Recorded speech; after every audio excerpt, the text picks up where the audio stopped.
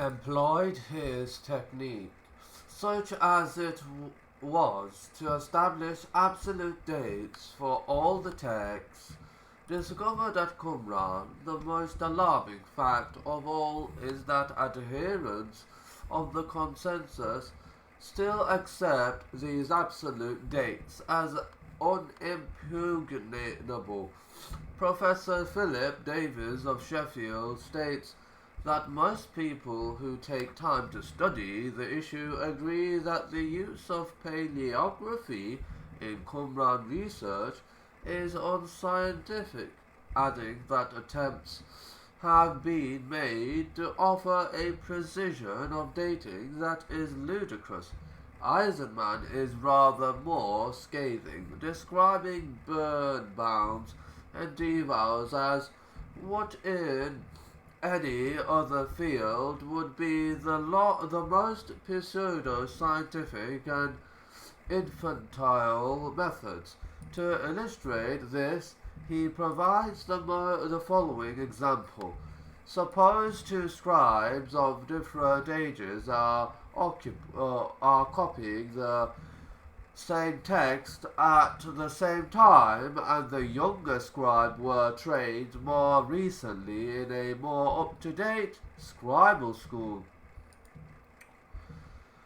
Suppose the older scribe were deliberately using a stylized calligraphy which he had learned in his youth.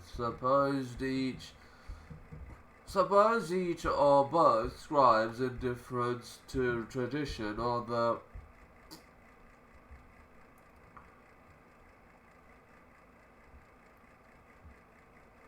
the hollowed character of their activity, sought deliberately to replicate a style dating from some centuries before, as certain documents today, such as diplomas or certificates of award, may be produced in archaic copper plate.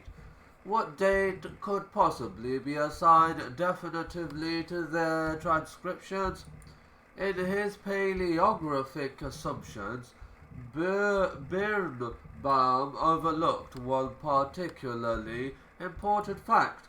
If a document is produced merely to convey information, it will in all probability reflect the most up-to-date techniques. Such, for example, are the techniques employed by modern newspapers, except until recently in England, but everything suggests that the Dead Sea Scrolls weren't produced merely to convey information. Everything suggests they had a ritual or semi-ritual function as well, and were lovingly produced so as to preserve an element of tradition. It is therefore highly probable that later scribes would deliberately attempt to reproduce the style of their predecessors.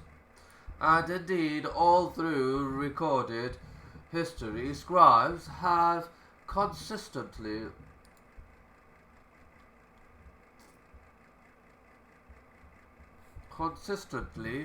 been conservative. Thus, for example, illuminated manuscripts of the Middle Ages contrived to reflect as sacred quality of antiquity, not the latest technological progress. Thus, many modern Bibles are reproduced in old-fashioned print.